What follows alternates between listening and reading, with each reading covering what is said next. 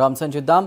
NDA నేతృత్వంలోని కేంద్ర ప్రభుత్వం మహిళా బిల్లును మరోసారి పార్లమెంటులో ప్రవేశపెట్టనుంది. ఇప్పటికే ఒకసారి పార్లమెంటులో వీగిపోయిన మహిళా బిల్లును మరోసారి పార్లమెంట్లో ప్రవేశపెట్టి ఆమోదం పొందేలా వ్యూహాలు సిద్ధం చేసింది.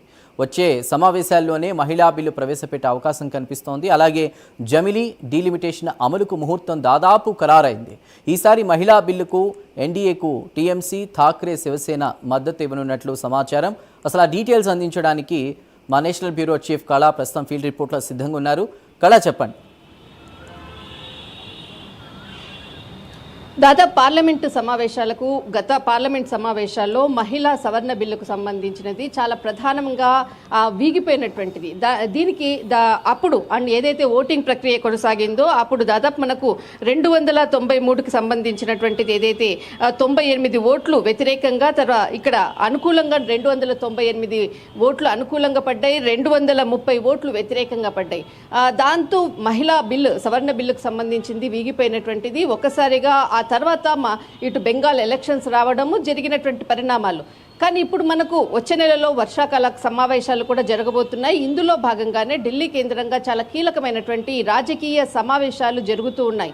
ఒకవైపు రాష్ట్రాలకు సంబంధించినటువంటి ప్రాంతీయ పార్టీలు, అటు బెంగాల్లో టీఎంసీకి సంబంధించినటువంటి ఎంపీలు దాదాపు 20 నుంచి 22 మంది కూడా ఇటు బీజేపీకి మద్దతుగా నిలిచేటటువంటిది ఒకవైపు. మరొకటి ఇటు శివసేనకు సంబంధించినటువంటి దాదాపు 6 మంది ఎంపీలు ఇప్పటికే కూడా ఇటు ఏక్నాథ్ షిండే వర్గంలో చేరిపోవడము.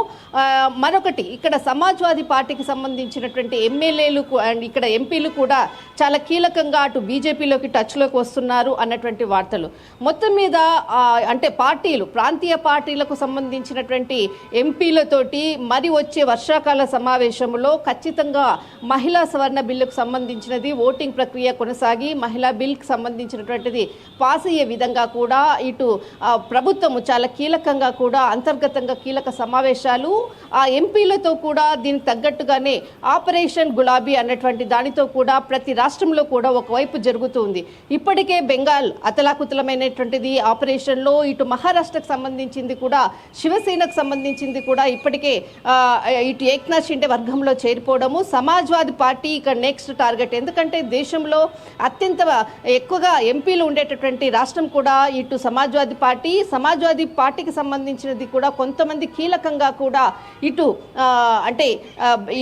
ఇది గులాబీ ఆపరేషన్కి సంబంధించినటువంటిది కూడా జరుగుతుంది అన్నటువంటి వార్తలు కూడా వస్తున్నాయి. ఒకవైపు టోటల్ ఎంటైర్ కావాల్సినటువంటి ఏదైతే సంఖ్య అనుకోవచ్చు రానున్నటువంటి వర్షాకాల సమావేశంలో మరొకసారి మహిళా బిల్లుకు సంబంధించినది ఇటు మరొకటి ఇక్కడ మనకు చెన్నైకి తమిళనాడుకు సంబంధించినటువంటిది కూడా ఇటు డిఎంకే పార్టీ కూడా ఇటు ఈ మహిళా బిల్లుకు సంబంధించింది కూడా మద్దతు తెలిపేటటువంటి అవకాశాలు ఉన్నాయి అన్నటువంటిది కూడా ఢిల్లీ కేంద్రంగా కూడా కొంత కీలకమైనటువంటి చర్చలు జరుగుతుంది. కానీ ఇటు దాదాపు ఒక 4-5 రోజుల కిందట కూడా అటు కేంద్ర రక్షణ శాఖ మంత్రి రాజ్నాథ్ సింగ్ నివాసంలో జరిగినటువంటి ఆర్ఎస్ఎస్ పెద్దల సమావేశం కూడా చాలా కీలకం. రానున్నటువంటి ఎన్నికలు అనుకోవచ్చు, తర్వాత సమావేశాలు అనుకోవచ్చు, ఇతర రాష్ట్రాల్లో ప్రస్తుతం ఉండేటటువంటి రాజకీయ పరిణామాలు అనుకోవచ్చు, కేంద్ర కేబినెట్ కూడా దీనికి ముందుకు కేంద్ర కేబినెట్ కూడా మార్పులు చేర్పులు ఉన్నాయి అన్నటువంటి పక్షంలో చాలా కీలకమైనటువంటి భేటీ జరిగింది. సీనియర్లకు ఉద్వాసన పలికి యువకులకు వాళ్ళకు యువ రాజకీయ నేతలకు అవకాశాలు ఇచ్చే విధంగా కూడా అటు అడుగులు వేస్తున్నారు అన్నటువంటిది. ఇప్పటికే కూడా చాలా మంది సీనియర్లకు ఇటు గవర్నర్లకు సంబంధించినటువంటి పోస్టులపై కూడా కీలక చర్చలు. ఇక్కడ సీనియర్లు ఎవరైతే ఇన్ని సంవత్సరాలు కూడా పార్టీకి అంటుపెట్టుకుని ఉన్నటువంటి కీలకమైనటువంటి వారికి గవర్నర్ పోస్టింగ్లపై కూడా వారికి గవర్నర్లతో ఒక అధికారం ఇచ్చి తర్వాత ఖాళీ అయినటువంటి ప్లేసెస్లో ఇటు దాదాపు ఇప్పుడు ఉండేటటువంటి క్యాబినెట్ విస్తరణలో దాదాపు 40% పైగా కూడా ఖాళీ అయ్యేటటువంటి అవకాశము. ఇందులో యువ రాజకీయ నాయకులకు అవకాశం ఇచ్చే విధంగా కూడా కీలక భేటీ.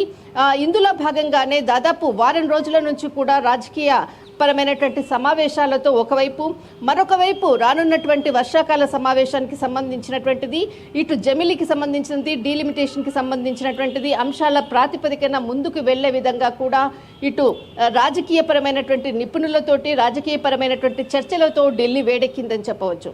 రైట్ కళ, thank you for the report.